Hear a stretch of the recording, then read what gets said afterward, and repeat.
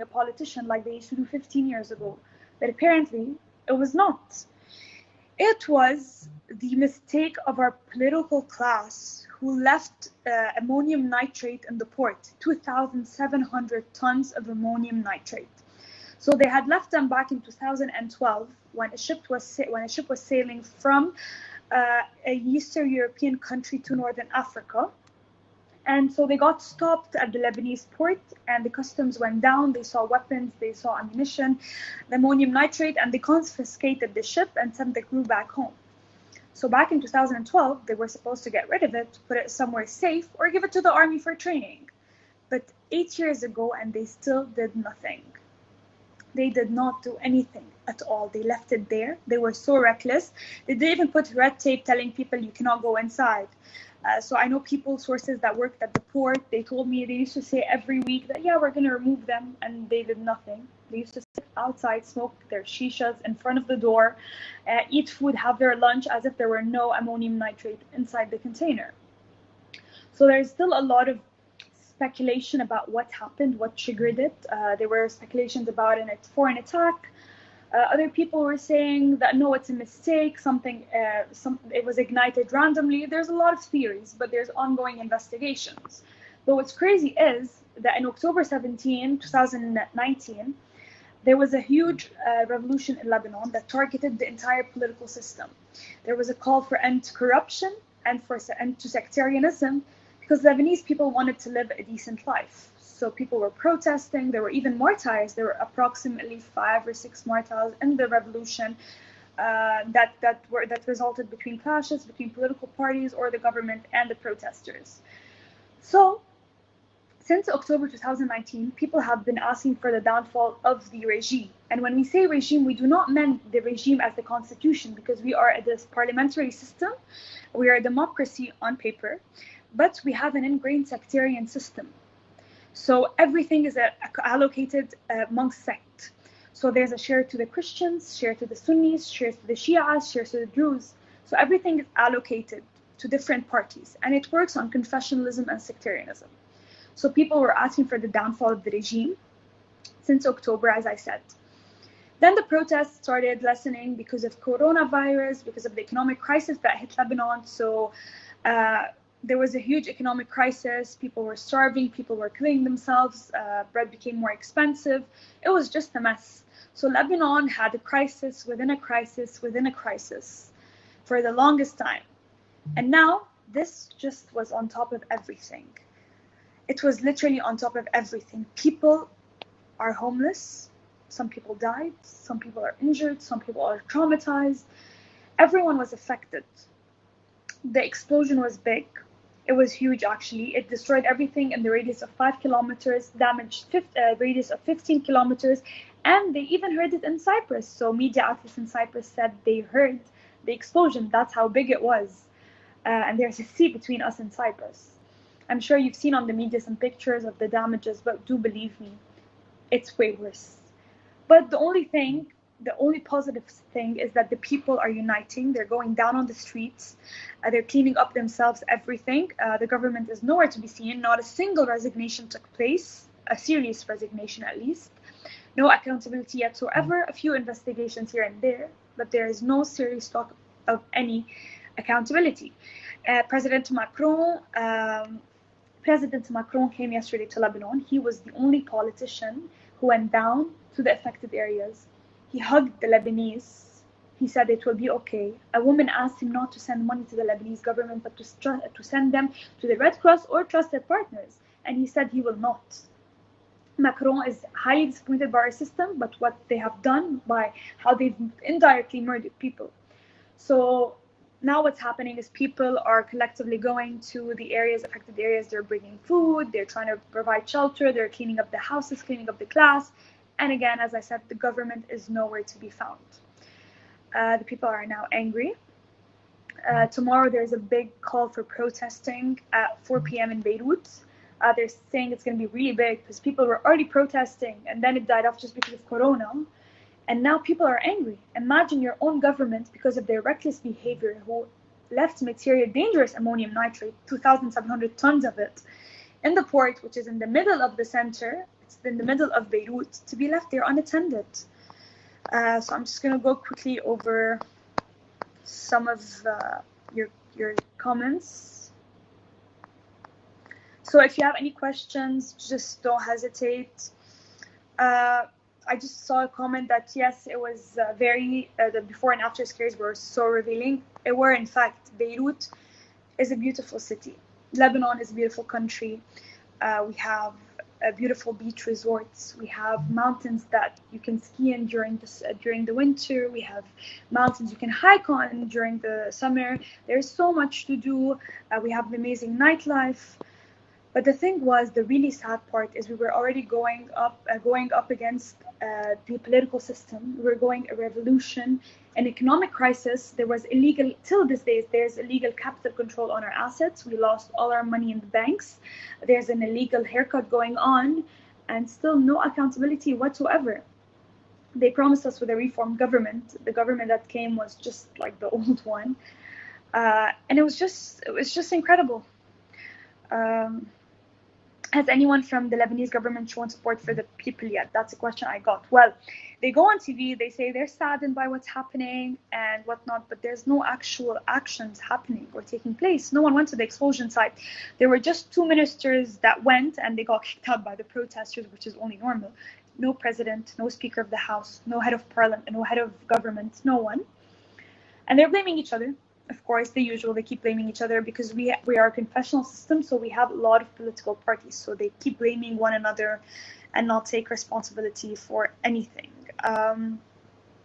Another question, what can we do overseas? So there's many GoFundMe accounts taking place. I can send them later on to be posted on Twitter. You can donate right away to the Red Cross. You can donate to the Lebanese Red Cross and not to the government. No one is giving money to the government because they're going to go to waste.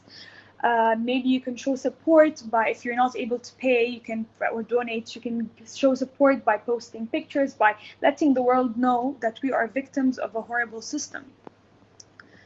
Another question. Lots of people in the US have been talking about this. So interesting to hear. Oh, that's this comment. Wouldn't ending the sectarian quotas in parliament just strengthen Hezbollah? Actually, it would not. The thing is, when you have a weak state, it would allow militias to grow stronger. So they are a militia. At the end of the day, the weaker the system is, the more they have room to just go inside institutions and push their force. But when you have strong institutions that are not corrupt, people who are allocated based on merit and competency, Hezbollah won't be strong. Most people who support Hezbollah, they support them for 2 reasons. One is because they're against Israel. The second one is because they have no money, no jobs, and Hezbollah comes and gives them a piece of the loaf of the bread, as we say in Lebanese. So when you have stronger institutions, a non-corrupt system, on the contrary, it would weaken it. And this is what countries are realizing time after time, that yes, we cannot have a completely destroyed Lebanon, only militias with rights then. How much collective resentment is there for the government right now in Lebanon? What do you think will come from this? Yes, I think protests will happen. They're already happening. So right now there's a protest in front of parliament. It wasn't even called upon. People are just angry and they went and started smashing the doors leading to the parliament because they closed off their perimeters because they're scared. Tomorrow there's a big invite. We hope the numbers will be big. There's a lot of resentment. So as I said, the resentment started a long time ago. It started before October 17, but it exploded on October 17, and then it died off because of the reasons I mentioned. And now it's going to go back strong again. It's going to be chaotic because they have nothing to lose anymore. We used to live in a very beautiful country, corrupt but beautiful. And even that they took away from us. They took away the beauty of the country. They took away the nicest street for pubs and clubs. They took away the nicest street for restaurants. They took away people's homes. They broke hospitals, educational facilities, everything. Has the majority of the Lebanese, the majority of the cleanup efforts and aid have been? Yes, they have been from peoples themselves, from the Red Cross, of course, and from people. So we would wake up every day and just go down to the streets. We'd find groups, friends, no government whatsoever, no municipality cleaning, not any government-related entity on the streets, just the army making sure that everything is safe and no building is falling and whatnot, but no effort whatsoever. We've gotten a lot of aid from foreign countries, which is great. As I said, Macron visited us, and there's a lot of upcoming visits the upcoming week. So I'm thankful there are foreign countries looking out for us by providing donations and aids and medical supplies, because our government is just very useless.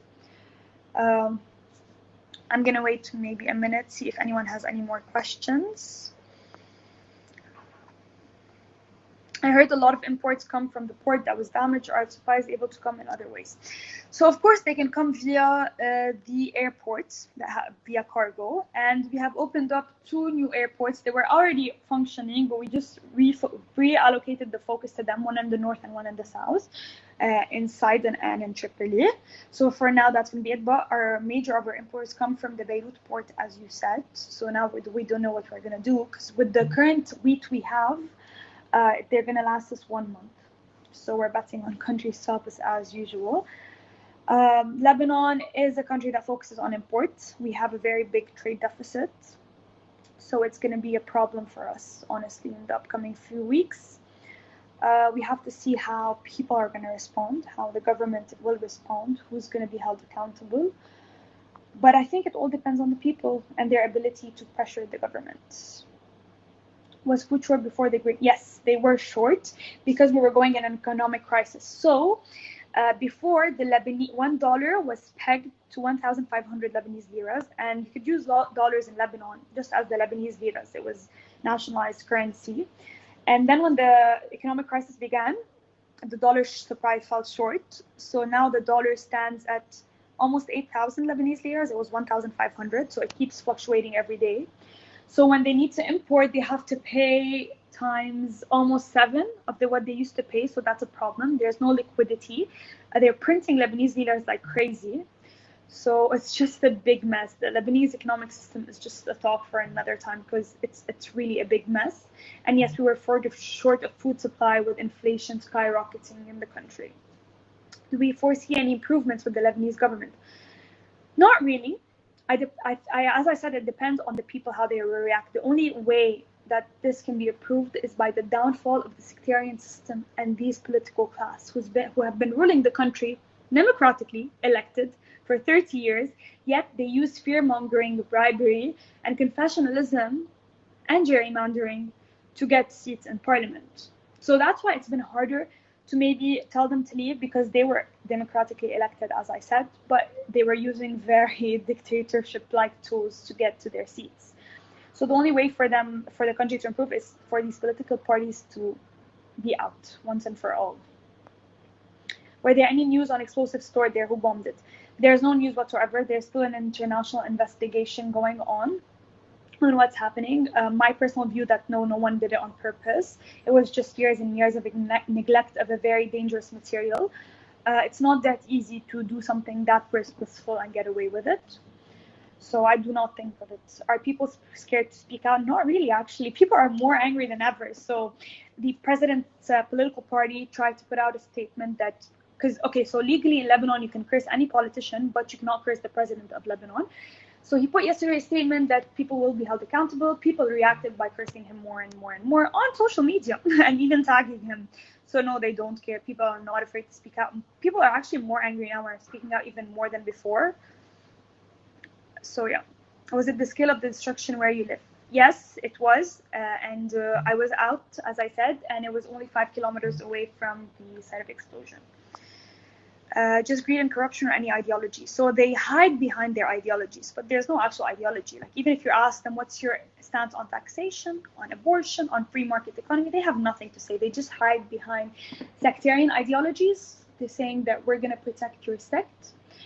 And that's about it. So they strive on greed and corruption through using sectarian ideology. So that's Lebanese politics crash course 101. As I said, the events were devastating. It was a very sad day for all Lebanese people. Looking forward to see how the Lebanese people will react and behave moving forward. I believe in them. I'm sure they're not scared. I've had people call me who usually are very calm and did not care about Lebanese political matters, saying tomorrow it's going to be a very big day for Lebanese people. Particular religious views, not really, because as I said, Lebanon is a confessional system, so there's literally a party for every sect and religion. So you have Christian parties, you have like 4 of them, and then you have Armenian parties, and then you have Shiite parties that include the Amal movement and Hezbollah, and then you have Sunni parties, which there's like 10 of them. so they strive on sectarianism rather than religion. We have 18 sects in Lebanon. And we have a confessional system, so our president must be Christian at all times, our Speaker of the House must be Shiite, and our head of government must be Sunni. So that's a problem. It's more like the Iraq confessional system in a way or another. How long do you think it will be for Lebanon to recover from these hardships?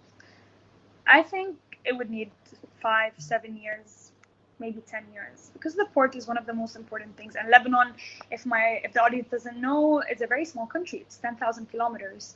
So it's very centralized towards Beirut, the capital.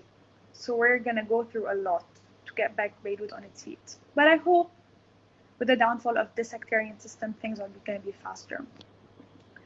But people cannot freely go between Israel and back without being suspected. No, it's illegal to go to Israel. You cannot go to Israel. It's illegal. We don't have diplomatic ties with Israel. So it's not even, they can't go and be spied on. They just can't go, period. And if they go, they usually go with another passport. And if they get caught, they get jailed for it. So no. No, the Syrians are not behind this.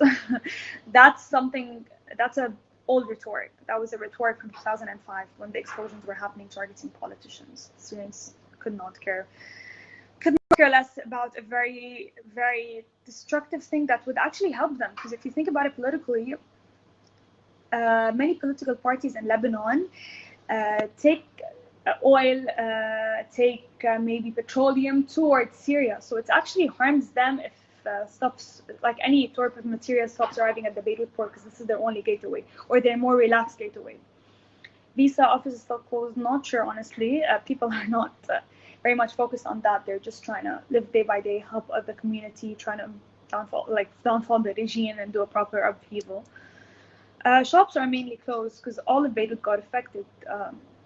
The Beirut explosion is possibly the 3rd worst explosion in history, or at least in the last 100 years. Are rescue operations still going? Yes, actually, they found someone yesterday, but he was not alive, unfortunately. There's still people missing. So currently, there are French teams, Iraqi teams, different nationalities, trying to find people, remains of people, or people who are alive at the port of Beirut. There's no number, Lauren, of how many people are still missing, because not everyone is declared upon missing. It's still unclear because hospitals are overwhelmed with people. So we still don't have accurate data. Lebanon in general is a weakly driven data country. So we don't have the proper information, unfortunately. We're just going to have to wait day by day. The administration doesn't control censor news. No, they don't.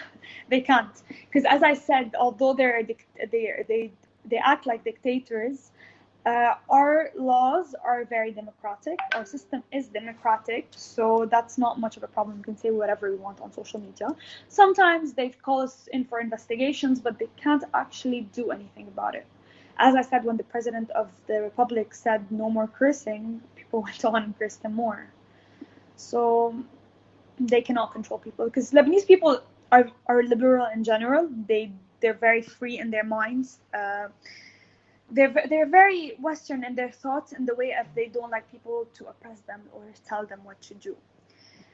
They talk whatever they want to say, and the revolution just made it better and better and better. Does anyone have any more questions before we log off? Just gonna wait. Also, you can follow me on Instagram and Twitter. I'm very active. Sometimes I post in English, sometimes in Arabic. It just depends. So my Instagram is @PaulaNofa, so it's my name and my last name. And same thing for Twitter. I'm very active on Twitter. So you can follow me on any platform. And yeah, so I'm going to take the last questions. But there weren't coordinated fires explosions in multiple sites. No, there weren't. Because, no, what happened was it was that the explosion was centralized, but because it was very strong, so it affected everywhere. It was just redundancy for the explosions. It wasn't multiple explosions. It was just one really big one. There aren't visible ones because it's night here in Beirut. It's 11 p.m., so you can't see anything. I'm looking at the window, so I know the building in front of me is broken, but has its glass broken, but it doesn't show because it's very dark outside now, and we don't have any street lights. So there's no visible damage. There's maybe this on my body from glass, but that's about it. You can find plenty of images on social media if you just use the hashtag Lebanon or Beirut Explosion Beirut. So there's a lot. Thank you for tuning in. Any questions, you can freely DM me or Instagram me or anything. And thank you for this lovely application for me to... Oh, so last thing, smoke was rising. Yes, so what happened was there was a fire that led to the explosion. That's why there was fire before. So there was a fire, and this fire ignited the explosion. So they're investigating the source of the fire. So thank you again. Great application. I'm happy to be able to share Lebanese news and the Lebanese tragedy to the public. And again, anything you need, just WhatsApp me or, Instagram me or Twitter or DM me. Thank you so much and have a great rest of the day.